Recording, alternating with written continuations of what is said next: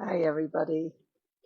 You're going to get a blank screen because I'm in the car and I'm on the main highway and I need to get back on the road and I don't even know if I'm recording. So I apologize if you get this recording and nothing's on it. We'll just do a brief meditation together of silence, but I think it's recording. So there are a couple things I felt really compelled to talk to or to bring forward today. In 2014, I started what I call the Living Field, a collective group of people within which a coherent field would be generated, which has occurred very much like exactly like what Barbara Marx Hubbard talks about, a small coherent island can feed and power the collective noosphere that Marshall Leverage talks about in cosmometry. So I was very afraid for the last 45 to 50 years about these times, not because of circumstances, which is where most people look, but where human beings are capable or need to be capable for what is before them. That in my world is an evolutionary moment. So fast forward to somewhere in the last 6 months, something started up. And you can give it circumstantial evidence, if you can tie it to circumstance if you want to, but one of the, not just in our field of Tantra Mat, but also in the realm of creation of which we're a part, which is the rest of humanity, we have been observing some sudden and need to be addressed changes in our smaller noosphere of creation. And so it's been very, I'm trying to get myself on automatic. Strange, it's not letting me do it.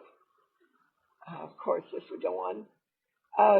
So it's been interesting to be in a collective group of people that I've been working with the Creation Templates, as is the Language of Consciousness Institute, not to give people data to apply, but to actually be in the living experience of something. Because when human beings begin to have a living experience and they have no context to hold it other than the reality they've been born into, it can be quite disturbing. And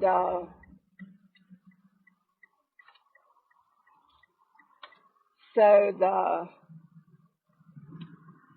basic template is that there's a premise. You can talk to Simon Lakshmi Devi or other beings that are paying attention to generating matrices within which new types of existences can rise. But basically, enlightenment, for some, awakening for me, is a biological event. Well, I say that all the time, and people hear me say that all the time, but it's a whole nother thing when the biology begins its awakening. It is showing up most strongly in the solar plexus at this time, which in the ancient traditions is basically the seat of the soul. That means that we're connected into the empathy of creation itself now, and we're being dragged kicking and screaming or aligning with the greater whole of which we're a part, that is operating on behalf of all life and re-stimulating or stimulating its matter. Spirit is stimulating its matter. The ethers are stimulating neurology of our mind. There's just a lot going on. So I did an Out Past the Edge recently because I wanted to catch something when it was in play, when I was waking up with these gut terrors that were unfounded. There's no, I have food, shelter, and water and clothing, and I have an environment of love and caring. So while if I was in Gaza or Jerusalem, I might be having another experience. At the foundational survival level, the panic, the terrors, the gut terrors, are are not relevant to my circumstances. So then the second thing that happens, which is why the creation templates, were made for this time, is we have a mechanized, weaponized neural patterning that doesn't allow for certain thoughts to occur, like I am good, I am well, I am happy. They're all have to be declarations.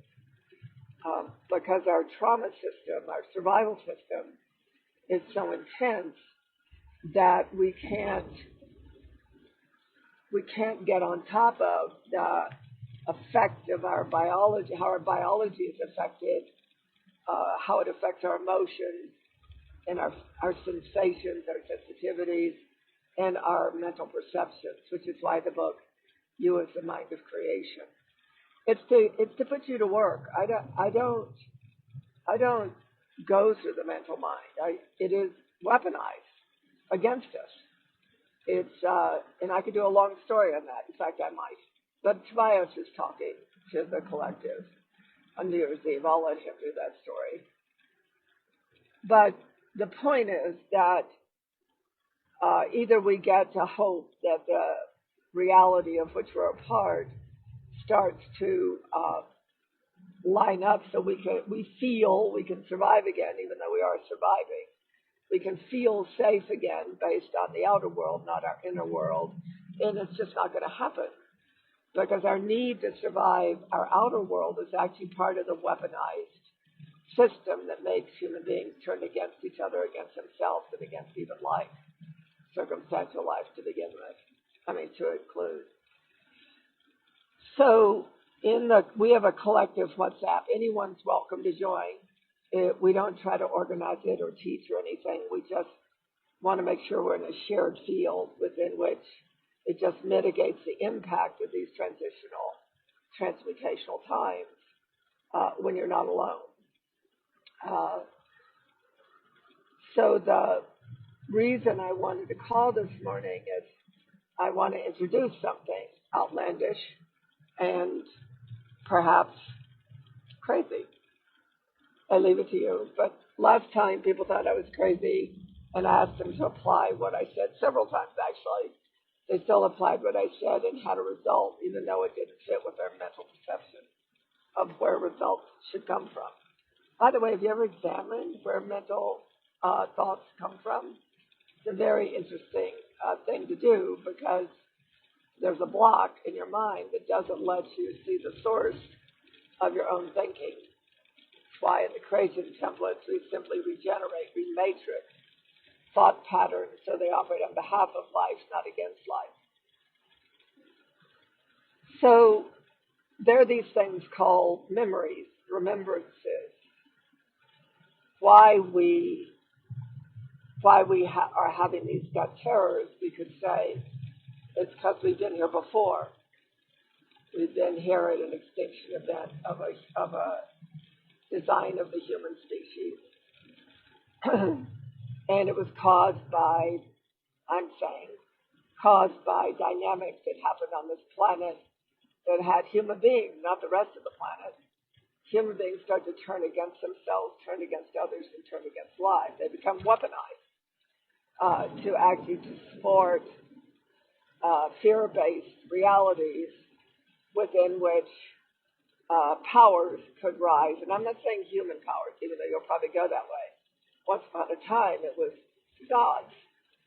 what we would call gods, which are simply bigger beings than ourselves, that actually used humanity to its own gain. And some of that template is surviving in the more warlike, against hate, violence aspect of the human system. But every time we've been through one of these extinction events, I think for the Mayan, maybe Maru can help me with this. I think it's the fifth extinction event, and they have very incredible stories about it. But it's literally the game.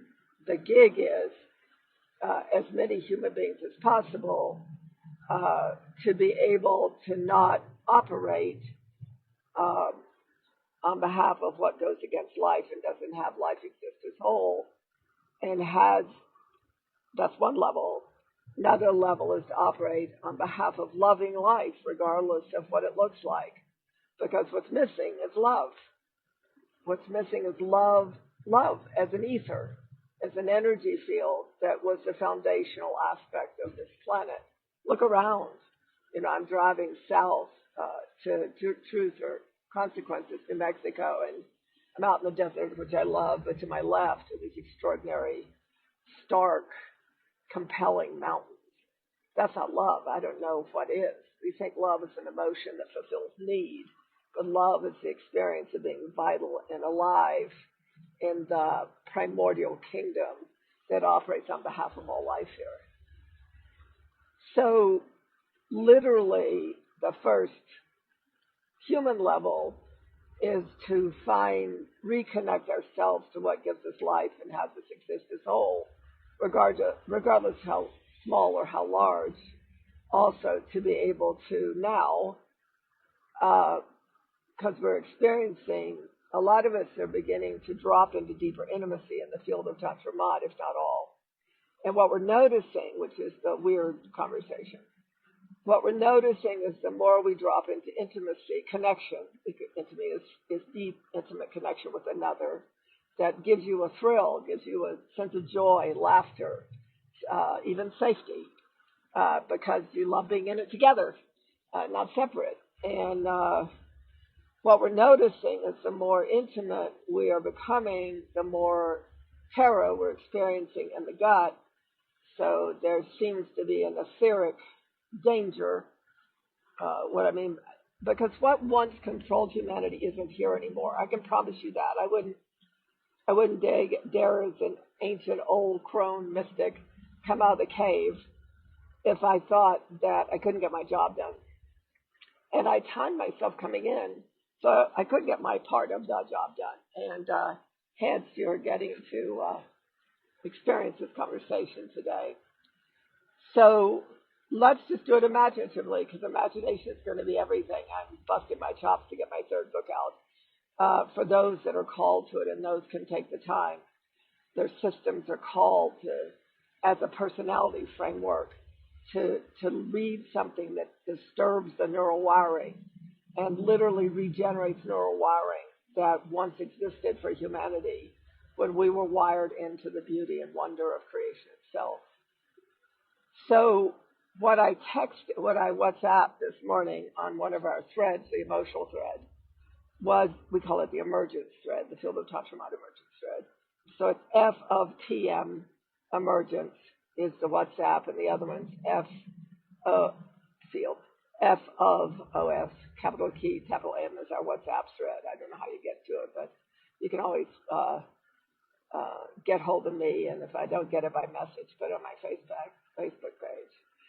But the point is that I said this morning that I always knew this was my fear. I just didn't know what it was this period of time, because as we drop deeper, BDW, broader, deeper, wider, in the Mind of Creation book, here's the Mind of Creation book, which is a living conversation. It isn't to apply to your circumstances, except it does apply to your circumstances, but it comes from a different systemic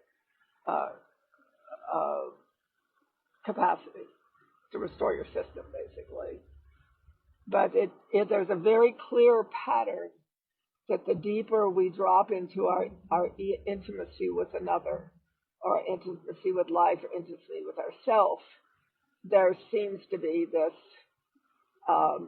gut wrenching trigger that warns us away from that, warns us towards fear, warns us towards probably violence and hate, although we don't have that in our collective. So this is what is meant by a biological awakening, the biology of us, because there's also these extraordinary moments of calm. It's both and. It's not either or. It's really both and. And there are these extraordinary moments of calm, and these early morning terrors seem to only happen in the etheric realm, which is our in our dream state. And if you've done any metaphysical or New Age reading at all, I hold them to be different. If you do any kind of reading, we know that the distortion happened in the fourth dimension, that the dream state got aberrated, our ability to dream realities into existence got aberrated, hence the creation templates. Our ability to dream our dream and not have it be affected by the nightmare we've been born into, the aspect of the nightmare we were born into, because it's not all a nightmare. It eventually cannot destroy this place, that aberration, because the planet's just too whole. If she's a whole system response, she'll just keep recycling this little species called human being until it starts to operating as part of the homeostasis package that she created that allows life to be extraordinary and wonderful here. And yep, occasionally stub your toe and get eaten by a lion. But it's all part of kind of the agreement we make to have this beautiful sensual sensation of beingness that allows us to care and love and laugh and know freedom and know camaraderie and collaboration. And these are ethers that this planet was built on, and what she generated in her form. And everything else is a dis-ease, is a malalignment, is an aberration, is a destructive pattern that found its way in here thousands of years ago and is running its fever at this time. Only if you really look around, because I have a global community and they also are part of other communities or collectives, if you really look, there's a huge level of consciousness roaring through at least my Facebook page. I'm sure there are other Facebook pages that are busy about other things, but at least in my thread, because I've been busy listening to all of you that operate on behalf of life and have life exist as whole and have learned to have strength, stamina, capacity to hold in the storm. So we're in an etheric war. Actually, someone I was in a closed interview with a few days ago, it won't be a public interview, actually said this is the battleground, our ability to reclaim our sensitivities, reclaim the sensations of our emotions, reclaim the beauty of feeling is actually the new battleground over the next few years, which fits with what I've been paying attention to and operating on behalf of for almost 50 years now. About this time, and those of you who've known me a long time, I've talked about this time forever. And we're in the 26 of it, the last piece of the puzzle that I was given. So there's one more thing I wanted to make public today. I think I'm going to pull over up here because I think I'm about to, Berlin. I'm about to go out of cell phone range. So I'm going to go pull over and see if it's even recorded. And you'll see my messy hair. And then I'll close down because I'll be in no cell range for about an hour and a half. So there was one more thing I wanted to include in this conversation. So the rigor of building strength, stamina, capacity to operate on behalf of yourself as a living life form and to operate on behalf of finding joy, finding moments of connection, finding moments of inclusion, forcing them, because it's not how the body's now rebelling against separation. It's now rebelling against that which is not nurturing or life enhancing. It's literally trying to reconnect us back into the intimacy, the affinity, the vulnerability, the sensitivity, the sensation, the feelings that connect us to be living, vibrant beings. And it's not going to stop. And you'll notice whatever you go through, just don't let your mental thoughts take you out. Just don't do it. Just don't do it. That's not what's happening here. What's happening here is our own systems are evolving to operate on behalf of life. Oh, I didn't realize if I went off, I would stimulate Siri. Hold on, let me just pull over. Ooh, look what I pulled over by. Whew, bison skull. So that's an omen.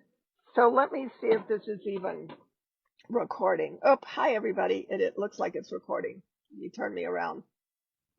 Hi. So let me just finish this part. Hi, Jackie. Kisses. Let me just finish this part. So the point is that we're in something. We're living something.